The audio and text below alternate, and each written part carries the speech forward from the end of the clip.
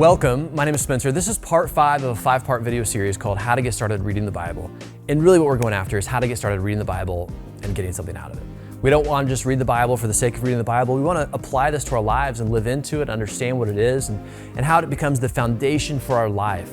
And as we've gone through this series, we talked about the angst that so many of us feel when it comes to reading the Bible. We've talked about how the Bible is the Word of God. It is the authority, it is the inspired Word of God, the power to change our life. And so maybe we feel the angst of not reading the Bible enough, or not really getting something out of it, or not really pursuing it, but we know we should, and that's what we have with the Word of God. We looked at the transformative picture, looking at this in the big picture, and then we gave you last session a method of studying the Bible. So in this last session here, I want to be really, really practical. This is like nuts and bolts kind of stuff. I'm imagining if you and I went out for coffee and you were asking me like, hey, Spencer, I don't know what I should do when I read the Bible. Like, what would you tell me? And so this is like, we're sitting down over coffee. I just wrote down 8 things that I would offer to you as crucial kind of pro tips here about how to read the Bible, how to get started reading the Bible. This isn't, of course, everything, but this is some tools just to get you on the road if this is something you're either struggle with or something that you want to get started. So 8 things. The first 2 are so crucial that I covered them in the last 2 sessions, but I'm going to say them again because they're just that important. The first thing I'd say, if you want to really grow in how to read the Bible, the first thing you got to do is you got to keep the big picture in view. It is so easy to get lost in some of these things in the Bible that maybe don't make sense because there's a cultural difference or a historical difference, or you're like, I don't know how to understand this. And you just start to focus in on these small things and you miss the big picture of how God is restoring all things. And so the through line of the Bible are the covenants that God is making, the promises of restoration and salvation, and we need to see that in every page of the Bible. The truth is that Jesus is on every page of the Bible. In the big picture view, you can see this, and so we always have to be thinking about the end as we read the Bible, this big picture view of the new creation, the salvation we have in Jesus Christ through His life, death, and resurrection. Second, I introduced you to the inductive Bible study method. What does it say? What does it mean?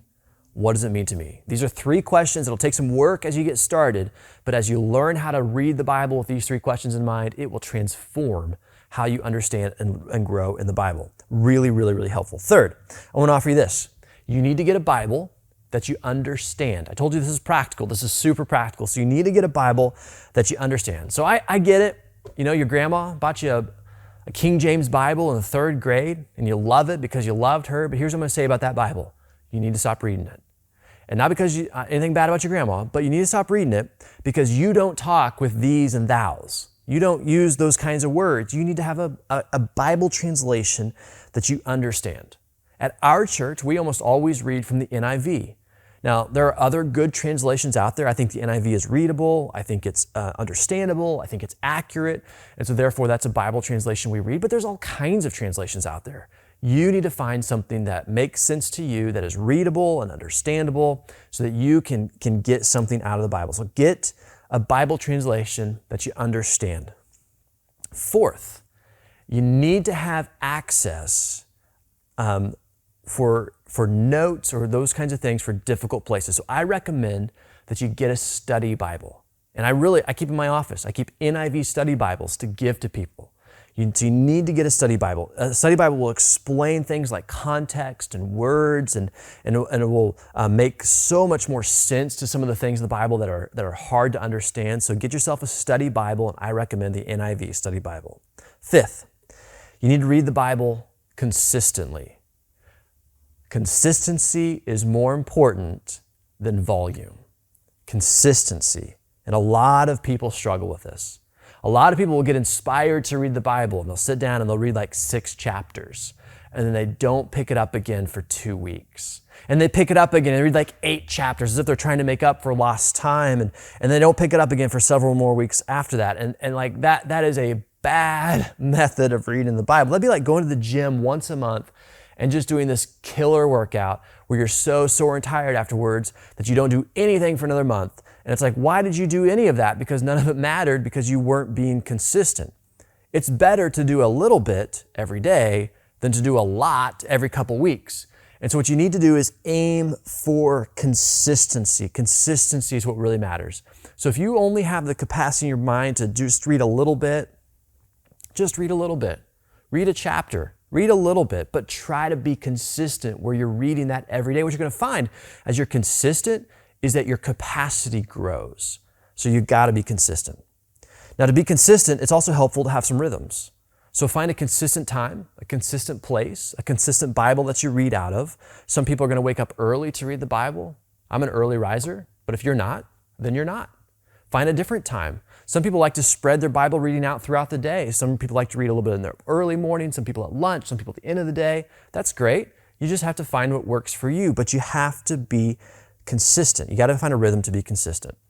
Sixth, don't start at the beginning. It's tempting. Don't start at the beginning. The Bible is not a novel. It's not a novel where you start at the beginning and you read to the end, and it's not a book like other books where you read it from cover to cover. In fact, if you try to read the Bible from cover to cover, that is a good recipe for not reading the Bible. Because what's going to happen is you're going to read the first book, Genesis, pretty fascinating really. You're going to really like it. And then you're going to get to the second book, Exodus, and you're going to get about 20 chapters in, so you made a lot of progress. But then you're going to get bogged down in Exodus, Leviticus, Numbers, and Deuteronomy, the law. It will bog you down. You need to start in a place where you can build some steam. So don't start at the beginning. Don't start at the end in Revelation. It's too confusing. Instead, you need to start, what I tell people, is with the Gospels. Read Matthew, Mark, Luke, and John. And actually, I advise you to do it in the reverse order. John, Luke, Mark, and Matthew. But start maybe with John. And I think it's one of the best Gospels to read through and to understand and to see Jesus. But read the 4 Gospels to get started. And if you could go through the 4 Gospels in a consistent way, you're going to build enough rhythm in your life that you'll be able to keep going after that. So start with the 4 Gospels. And then seventh, building off that last point, you need to have a plan. Bible reading plans are really helpful for some of us. We like to check off the boxes where we can do this, and there's so many great Bible reading plans out there. If you have the YouVersion Bible app on your phone, there's a ton of them on there. I would highly recommend any Bible reading plan that's produced by the Bible Project. There will be videos and explanations that go along with it. In fact, there's going to be a link in our questions and reflections for this session for some resources that you can find through the Bible Project. It's a great place to start. You can even do that with other people through the app where you will coordinate with other people to read the Bible together and to watch those videos on your own, but also be doing them at the same pace. Another great Bible reading plan is to read the whole Bible in a year. These are really common kinds of plans out there, and it's helpful because it helps you see the big picture, which is what I said the first thing was, to see the Bible in the big picture. And so you want to make sure you do this. And then finally, eighth, what I would offer you is this. When you read the Bible, you need to pray, because the Bible really is a tool for prayer. That's really at the heart of what this is. And we're going to explore that a lot more in our next teaching series, How to Get Started in Prayer. But in this one, we just need to understand that as you read the Bible, you need to pray. You need to ask God to make things clear. You need to ask God to speak to you through His words. You need to ask God to challenge you. You need to ask Him to help you live into what you read. And as you read these things, you need to use these as a prompt for how to pray. Because ultimately, listen, reading the Bible is about a relationship with God. It's not about learning more things. It's not about more information. It's not about checking things off our list. It is about a relationship with God. Don't ever forget this.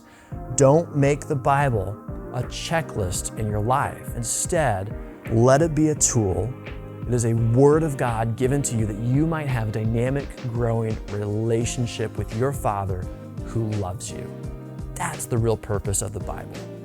And so that's why we end this in prayer, because what we're aiming for here is that we want to have a relationship with God. If you can keep that in mind, you're going to be off on a great track of reading the Bible and getting something out of it.